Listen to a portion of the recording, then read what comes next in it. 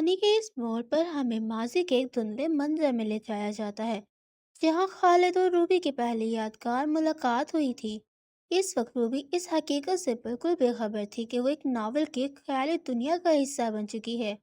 اور نہ ہی اس کے لیے خالد تک پہنچنا ممکن تھا،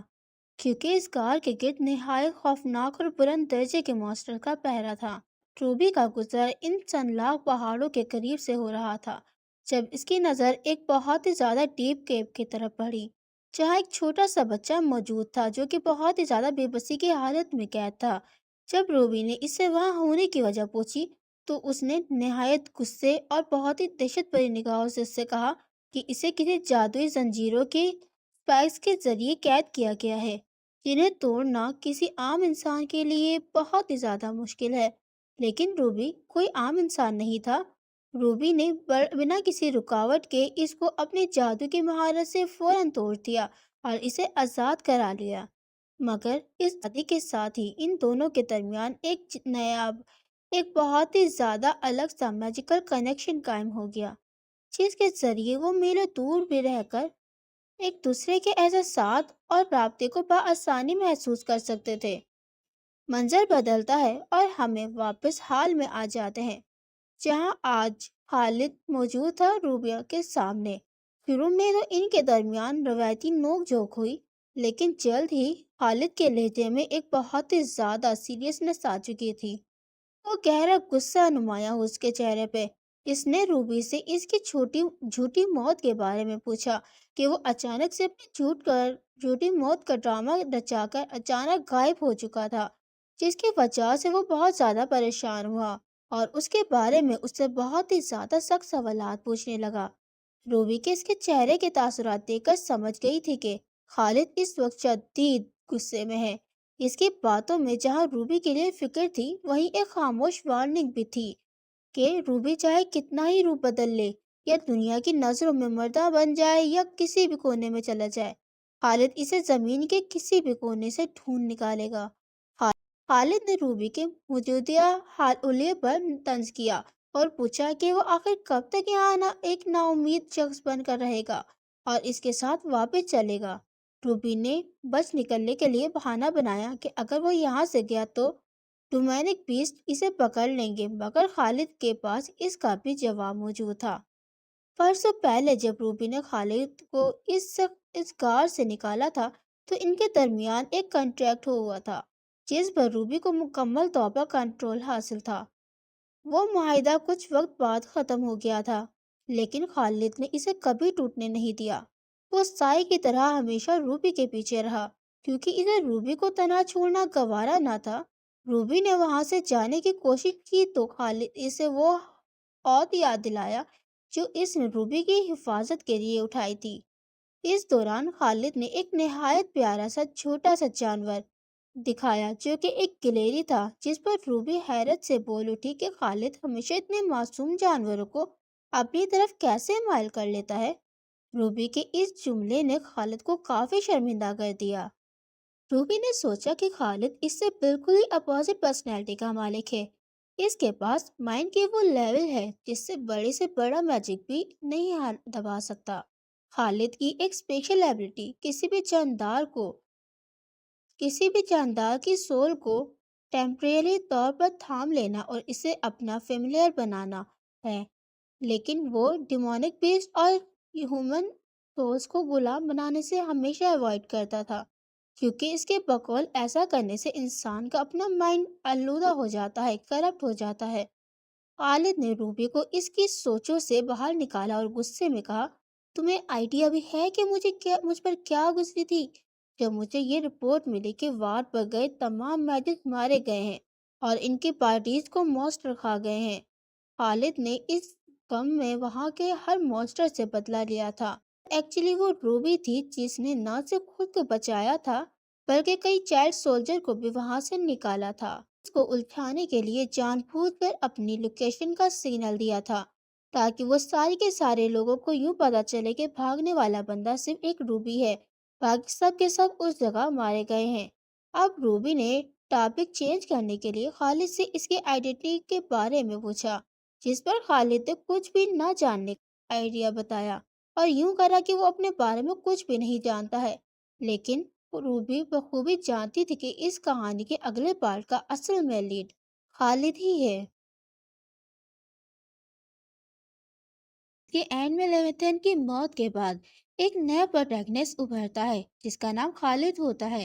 خالد اپنے آپ ہی اس ڈیپ کیو کے اندر سے نکلا تھا جس کے اندر اسے ٹریپ کیا گیا تھا، اور اسی جگہ پر ایک نیو سٹوری شروع ہوئی۔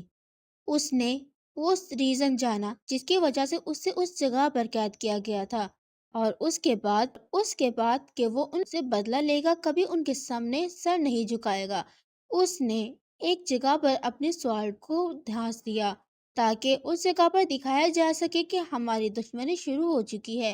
اور یہی وجہ تھی کہ اس نے کور 2 کے پارٹ 2 کے ایپیسوڈ 1 ہی دیکھی تھی۔ اس کے بعد اس نے دیکھنا بند کر دیا تھا، جس کی وجہ سے وہ آگے کی سٹوری نہیں جانتا تھا کہ آگے اس کے ساتھ کیا ہوا۔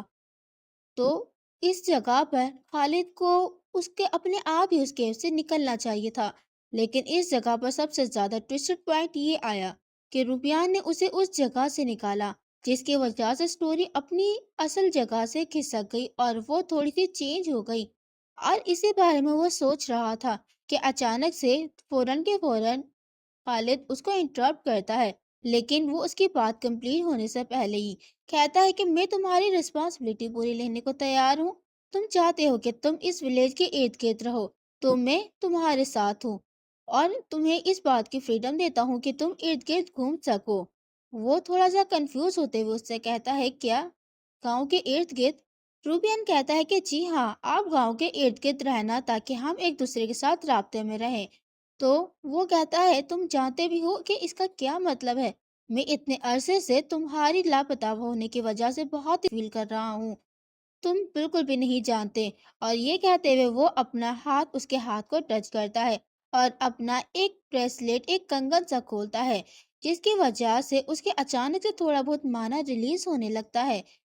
روبیان بہت ہی زیادہ خوش ہو جاتا ہے۔ اس کے بعد وہ اس کے ساتھ اپنا مانا شیئر کرتا ہے اور کافی دیر تک وہ ایک دوسرے سے اپنا مانا شیئر کرتے ہیں، جس کی وجہ سے روبیان اب اس کے اندر وہ مانا فل ہو چکا تھا۔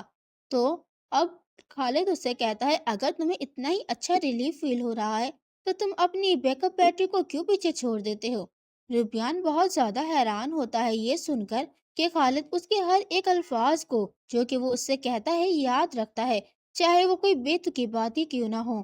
اور ہر ایک چیز کو بہت اچھے سے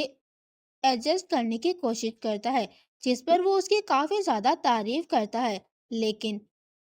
اگلے ہی لمحے ہمیں اس کا ایکسپریشن بہت ہی زیادہ غصے میں نظر آتے ہیں۔ روبیان بہت ہی زیادہ غصہ اور چڑچڑا ہوا تھا، کیونکہ اس ساری رات وہ خالد کے ساتھ بات کرتا رہا جس کی وجہ سے وہ نہیں سو پایا تھا، اور اس وقت وہ اپنے دروازے کو کھولتے ہوئے کہتا ہے کہ تم مجھے اس جگہ پر بلاک کرنا چاہتے ہو صرف ایک دن کے لیے، ایسا کیسے ہو سکتا ہے؟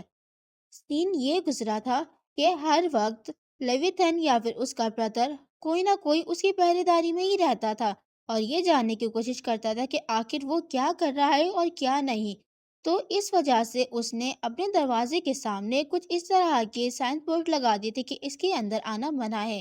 کیونکہ وہ اپنی پرائیویسی چاہتے تھے، اور لیویتھن اس کو بالکل بھی پرائیویسی دینے کو تیار نہیں تھا۔ لیکن جب لیویتھن نے اس سے اس بارے میں پوچھا تو اس نے صاف صاف بتا دیا کہ میں اس وجہ سے کر رہا ہوں، جو کہ لیویتھن کو بہت ہی زیادہ عجیب سا لگا۔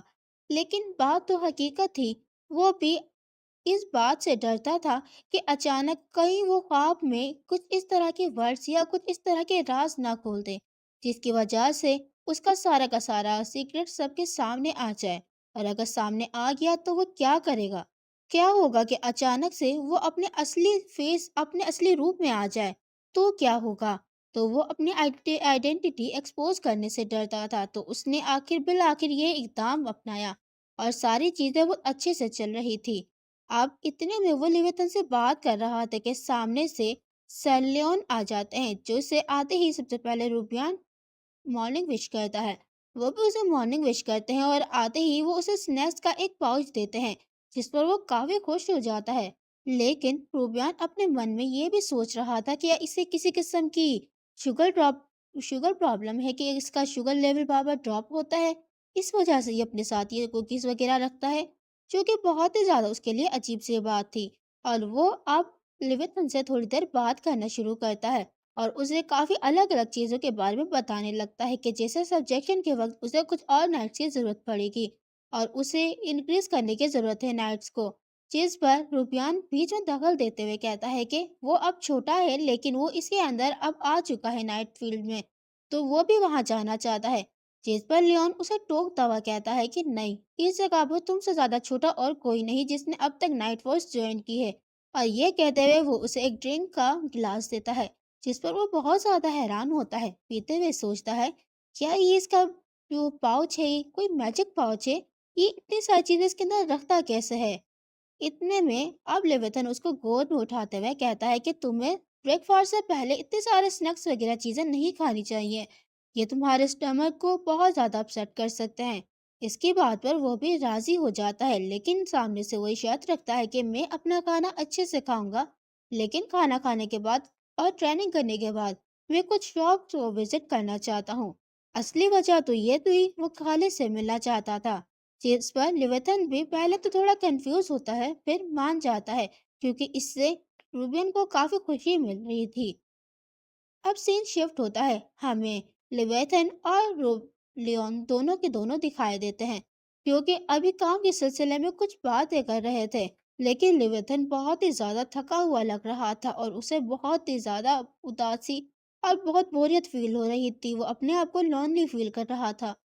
کیونکہ روبیان اس وقت باہر گیا ہوا تھا کچھ کام کرنے کے لیے، یا یوں کہہ سکتے ہیں وہ شاپ کو وزٹ کرنے گیا تھا۔ لیون کہتا ہے کہ آپ کو اسے اس طرح نہیں جانے دینا چاہیے تھا، جبکہ آپ کا اس سے دل ہی نہیں لگتا۔ اتنے میں وہ ڈاکٹر آ جاتا ہے، جسے ہم نے پہلے کئی سینز میں دیکھ چکے ہیں، لیوتھن جس کے پاس روبین کو لے کے گیا تھا اس کی ہیلتھ چیک اپ کے لیے، وہ اس کے سامنے موجود بیٹھا باتیں کر رہا ہوتا ہے۔ ڈاکٹر بتاتا ہے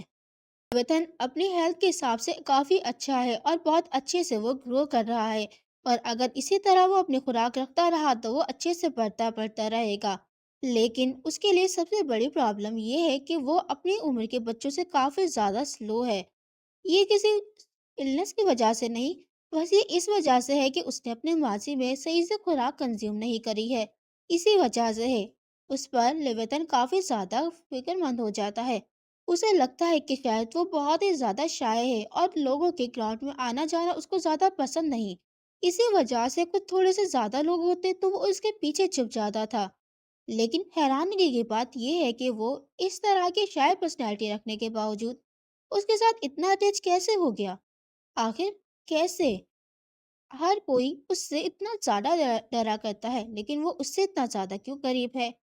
اب باتوں ہی باتوں میں پتہ چلتا ہے کہ لیوتھن اور ڈاکٹر کو یہ بات پتہ چل گئی ہے کہ اس نے خود سے کچھ قسم کے آرنیمنٹ اور ہربس کو اکٹھا کر کے ایک اچھی سی دوائی بنائی تھی، جو کہ پہلے اس نے نائٹس کو لگائی تھی اور اس کے بعد اس کے گرینڈ فادر کو۔ اور ڈاکٹر یہ کہتے ہوئے بولتا ہے کہ اس کا بہت ہی زیادہ اچھا ٹیلنٹ ہے اس معاملے میں، تو وہ بطور شاگرد کے طور پر اسے اپنے ساتھ رکھنا چاہتا ہے، لیکن لیوایتھن کو اس کی بات پر بہت زیادہ غصہ آتا ہے کہ وہ اس کو اپنے سے دور نہیں جانے دینا چاہتا تھا۔ ڈاکٹر روبیان کے کافی قریب ہو جاتا ہے، جس کی وجہ سے اسے اس کی آئیڈینٹی کے بارے میں کافی کچھ پتا چلے گا۔ لیوایتھن کا سوچنا تھا کہ ایز اے گارڈین کے طور پر اسے اس بچے کے بارے میں یعنی روبیان کے بارے میں ہر ایک چھوٹی سے چھوٹی جانکاری معلوم ہونی چاہیے، تاکہ وہ اس کے اچھے سے پروٹیکٹ کر سکے۔ اور سب سے زیادہ فکر مندی کی بات یہ کہ جب وہ جنگلات میں جا رہے تھے، سفر کر رہے تھے، تو اس وقت روبیان بہت ہی زیادہ ڈرا رہتا تھا، خواب میں بھی بہت بری طرح حرکتیں کرتا تھا، تو وہ اور زیادہ کیوریس ہو گیا کہ آخر اس کا پاس کتنا زیادہ ڈسٹربنگ ہو سکتا ہے، اور یہ بات اس کو اور زیادہ پریشان کیے جا رہی تھی۔ اسے لگتا تھا کہ روبیان ایک ایسا بچہ ہے جو کہ اس سے بہت ہی زیادہ چیزیں چھپا رہا ہے، اور وہ کسی بھی حالت میں اس کے وہ راز جاننا چاہتا تھا۔